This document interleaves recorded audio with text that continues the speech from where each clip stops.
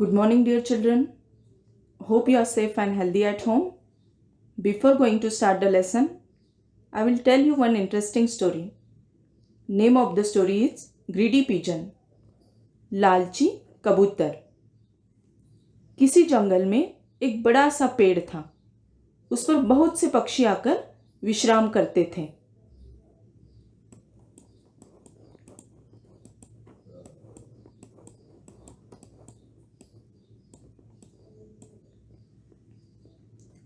तो उस बड़े से पेड़ पर बहुत सारे पक्षी आकर विश्राम करते थे, आराम करते थे। एक दिन एक शिकारी को पक्षी पकड़ने की इच्छा हुई। उसने पेड़ के नीचे दाने फैला दिए और उसके ऊपर जाल बिछा दिया। शिकारी स्वयं दूसरे पेड़ के पीछे छिपकर बैठ गया। कुछ समय बाद उस पेड़ पर एक कबूतरों का झुंड आकर विश्राम करने लगा।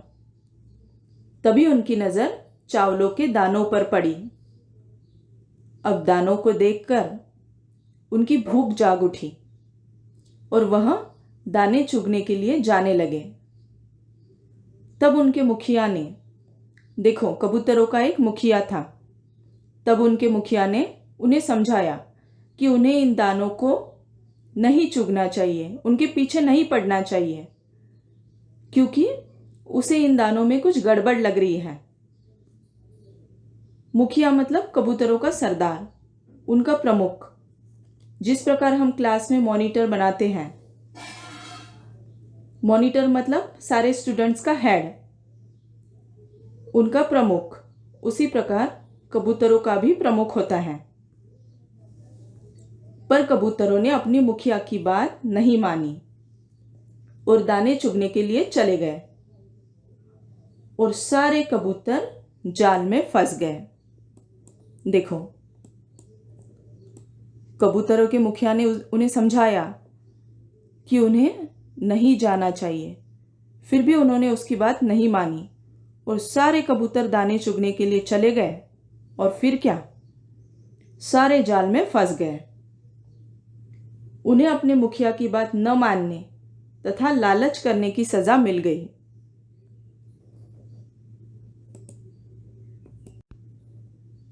सारे कबूतर बहुत पछताए।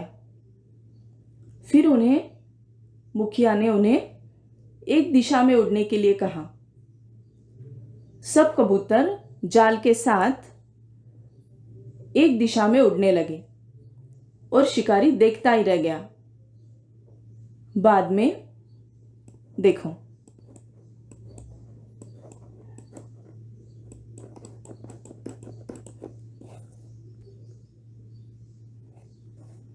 क्या दिखाई दे रहा है इस पिक्चर में? सारे कबूतर जाल को लेकर उड़ रहे हैं। सारे एक ही दिशा में उड़े, इसीलिए जाल के साथ उड़ गए। फिर बाद में एक चूहे ने जाल को अपने दांतों से काटकर कबूतरों को मुक्त कर दिया।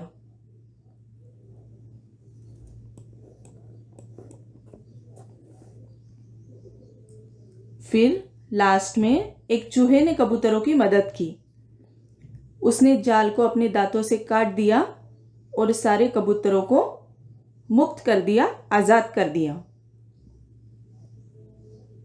सभी कबूतर खुश होते हुए नीले आसमान में उड़ गए। इस तरह हमें पता चलता है कि हमें कभी लालच नहीं करनी चाहिए। लालच के कारण हम संकट में फंस सकते हैं।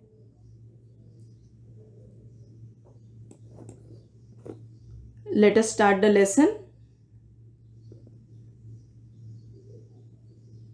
This is the poem Seashell.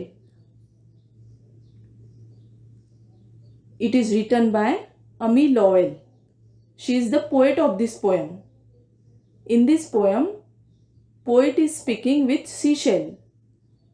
Poet Amy Lowell समुद्र में पाए जाने वाले शंख से बात कर रही है।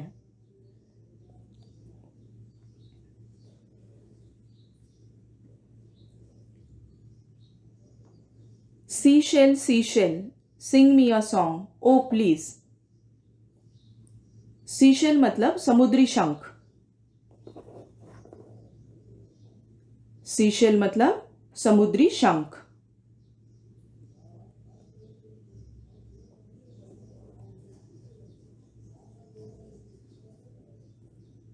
These are seashells.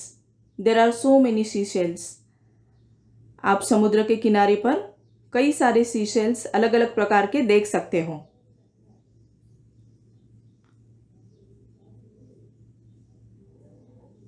आप में से कई लोगों ने सीशेल्स देखे होंगे और कलेक्ट भी किए होंगे।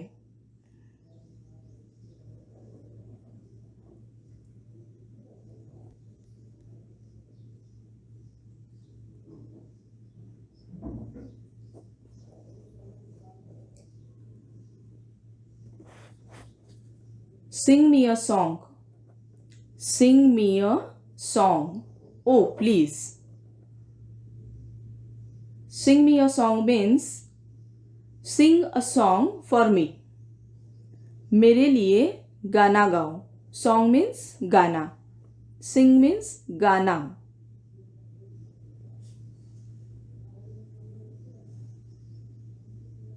Oh please.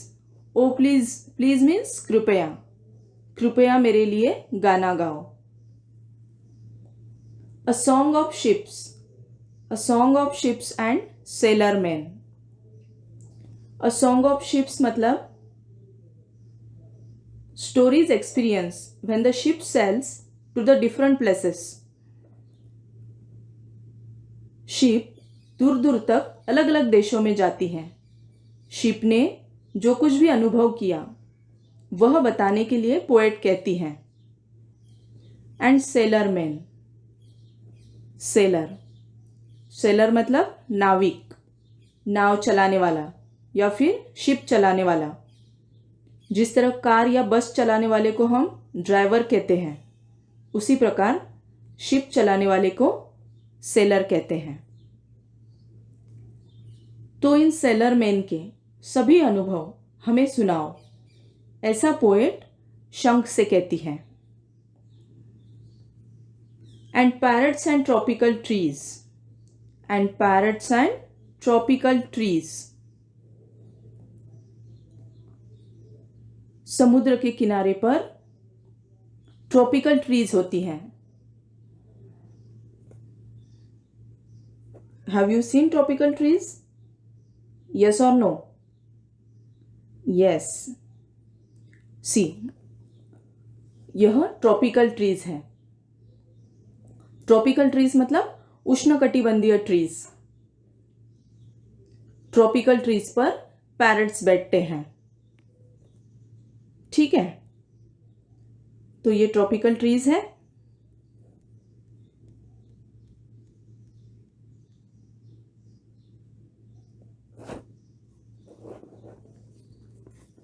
तो पैरट्स ने और ट्रॉपिकल ट्रीज ने जो कुछ देखा, एक्सपीरियंस किया, उसे पोएट सॉन्ग के जरिए सुनाने के लिए कह रहे हैं।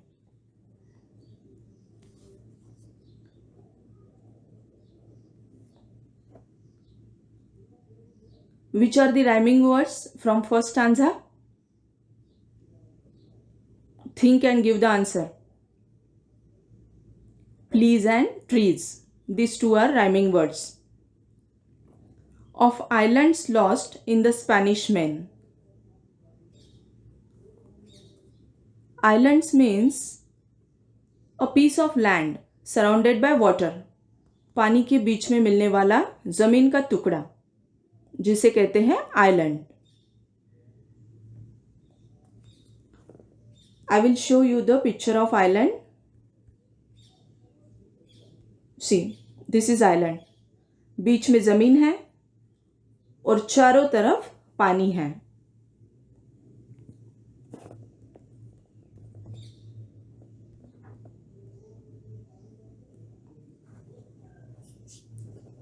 Spanish main.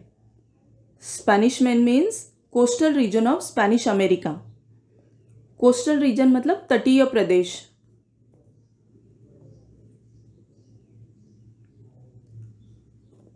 I will show you the image. ये है स्पेनिश मेन। क्या है? Spanish men.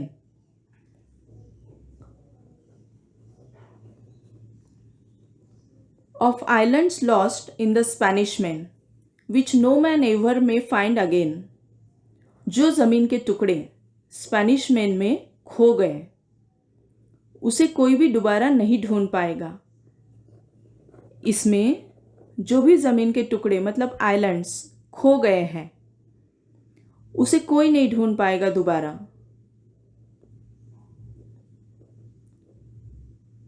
तो यह ज़मीन के टुकड़े किसने देखे थे? शिप ने. शिप जब एक कंट्री से दूसरी कंट्री में ट्रैवल करती है, तब उसने ट्रैवलिंग के दौरान कई सारे आइलैंड्स देखे जो कोई ढूंढ नहीं पाएगा.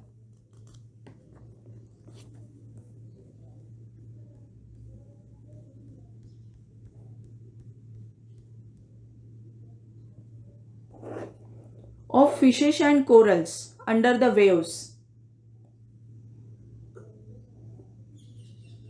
and seahorses stabbled in great green caves. Fishes means मछलियाँ. कोरल मतलब hard substance, form from the bones of very small sea animals. छोटे सी एनिमल्स की हड्डियों से मिलने वाला कठिन पदार्थ, उसे कहते हैं corals.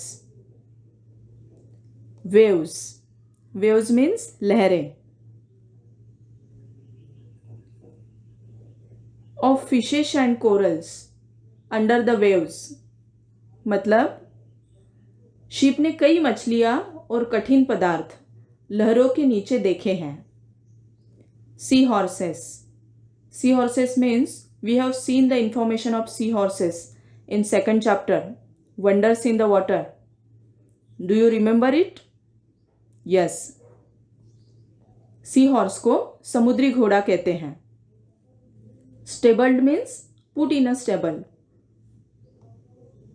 Green caves, green caves means हरी गुफाएं. So sea horses stabled in great green caves means समुद्री घोड़े बड़ी हरी गुफाओं में पानी के अंदर रहते हैं. Seashell sing of the things you know so well.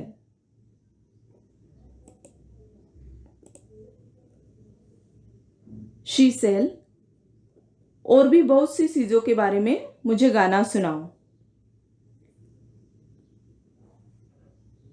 जिसके बारे में तुम्हें बहुत कुछ पता है. अब आप क्या सोचते हो, शीसेल ने क्या देखा होगा? क्या क्या उसने अनुभव किया होगा? उसने तूफान देखा, अलग अलग वाटर एनिमल्स देखे, पानी की तेज लहरों को देखा, शिप देखा, शिप के एक्सपीरियंस उसने अनुभव किए. सब कुछ सीशेल ने देखा. वही पोएट सॉन्ग के जरिए सुनाने के लिए कह रही है. We have learn the poem seashell.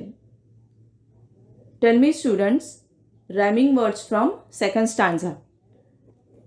This is second stanza. Find out rhyming words. Yes, main, again. Next, waves, caves. These are rhyming words. Who is the poet of this poem? Amy Lowell. She is the poet of the poem. Read this poem again and again loudly, and you have to study regularly. Okay students, goodbye.